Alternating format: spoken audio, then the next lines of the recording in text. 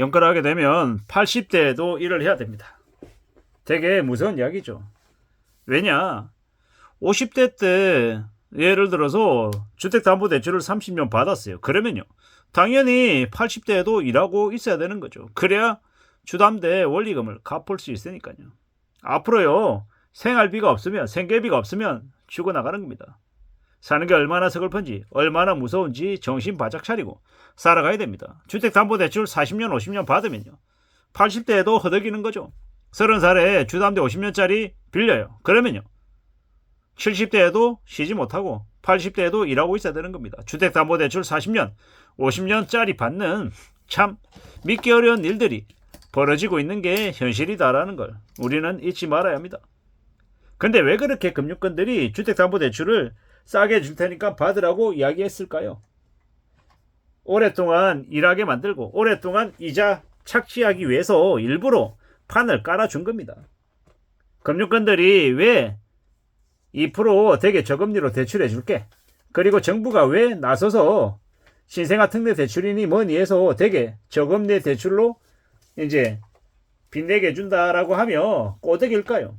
부동산 떠받들고 또 금융권들에게 이 오래오래 수익을 확보할 수 있게끔 하는 이 거리들을 제공해 준 겁니다. 무서운 이야기죠. 미국에서도요, 리만 때 부동산 버블 붕괴가 왜 일어났습니까? 무분별한 대출 때문에 그랬죠.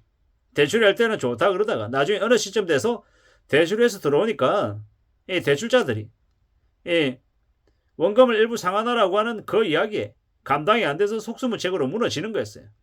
그러면 금융권들이 나중에 뭐 했습니까? 집을 빼앗아 갔죠. 그래서 하우스푸어, 하우스리스들이 되게 많이 늘었다라는 겁니다. 앞으로 그러한 일들이 한국에서 안 벌어진다라고 누가 장담합니까? 이미 2025년 지금부터 무수히 많은 이 연끌들이 길거리로 내몰리고 있습니다. 집을 빼앗기거나 아니면 월급이 차압되는, 압류되는 사람들이 대폭 늘어나고 있죠.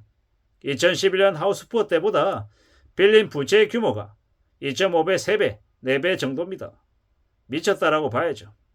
경제 규모가 커졌다라고 하면서 대출까지 같이 불어났습니다. 엉망이 되었죠. 우리가 IMF 경제위기 때요, 이자 30% 갚느라고 허리가 위어진 이들이 많습니다. 순식간에 금리가 급등하면서 사람들이 이제 미쳐나간 거죠. 이게 현실입니다.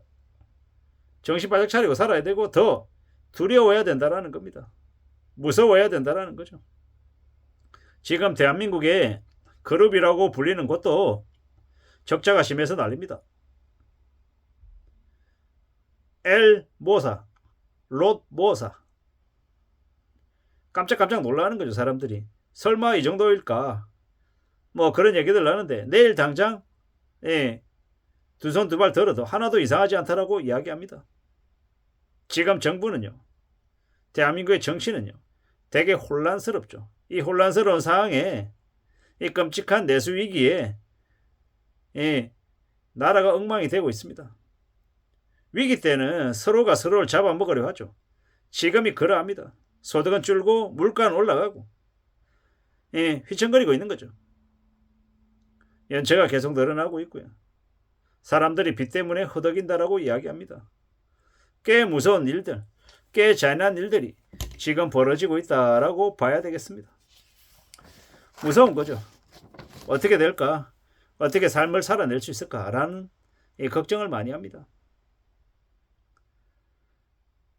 집을 빚을 내고 샀다. 그리고 그 집이 가격이 또 올라져서 노후 삶도 같이 보장해 줄 거다. 뭐 이런 기대를 가졌었는데 시간이 지나고 보니 집값이 내려가고 계속 다닐 수 있을 것 같았던 회사에서도 나가라고 얘기하고 현실이 이제 순식간에 뒤집어지는 거죠.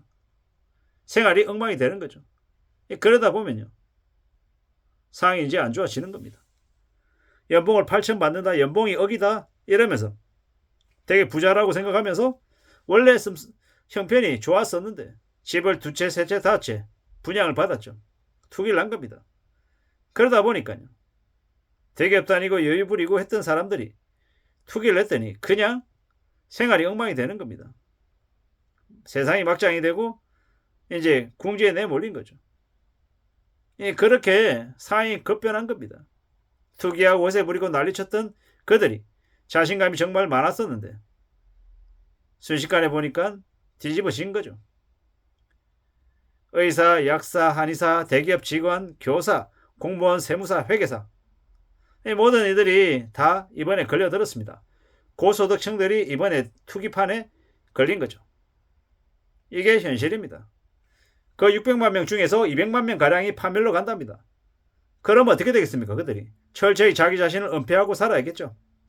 한계에 내몰린 사람들이요. 어떻게 살겠습니까? 모멸감을 가지며 살 거다라는 겁니다. 씁쓸한 거죠. 그들은요. 눈만 뜨면 일하러 가고 깨어있는 동안은 허덕이며 일할 수밖에 없을 겁니다. 왜? 금융권들에게 잡힌 물고기니까. 금융권들이 요구하는 대로 금리를, 이자를 부담하며 살아가야 되기 때문입니다. 이런 얘기를 하면 또 누군가는 폄하를 합니다. 저에게. 영끌들 조롱하고 영끌들 비방하면서 인생을 살아간다고.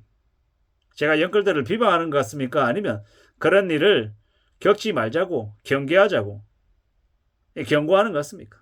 사람은 다 각자 자기의 생각, 자기의 판단으로 지내는 거겠죠. 우리는요. 더욱더 정신을 차리고 살아가야 되고 조심하며 지내야 될 것 같습니다. 함부로 욕심 부리면 안 되고요. 차분하게 지내야 되는 겁니다. 그래야 살아갈 수 있다는 겁니다. 앞으로 이제 살아가는 20대, 30대는 부모의 세대보다 더 오래 살고 삶의 형편도 더 아마 나아질 것 같습니다. 지금뿐만 아니라 앞으로도 과도한 빚은 언제든지 우리에게 고통을 안겨다 준다는 걸 명심해야 되겠습니다. 내수가 안 좋아지고 아수라장 경제 지옥이 지금이다라고 봐야 되겠습니다. 너무 많은 이들이 파산과 몰락을 겪고 있다는 것. 우리는 이러한 상황에 이러한 현실을 보며 교훈을 얻어야 합니다. 지옥을 겪으며 알아서 살아남아야 합니다. 지옥 같은 현실을 견디려면요. 냉정해져야 하고 온갖 일들을 이겨내야 합니다. 앞으로 이 나라는 장기 침체 저성장으로 갑니다. 일본과 같아지는 겁니다. 경제 규모가 축소되고 사람들의 삶이 더 어려워진다. 가계소득이 쪼그라든다라고 봐야 되겠습니다.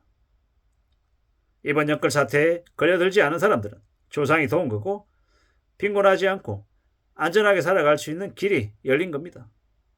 정신을 바짝 차리고 살아가야 될 것 같습니다. 한번 계급에서 추락하면 다시 복구가 안 된다는 걸 명심해야 될 것 같습니다. 부자되기 열풍에 빠진 이들이 전부 연끌노예가 됐음을 우리는 조심 또 조심하며 지켜봐야 될 것 같습니다. 이상입니다.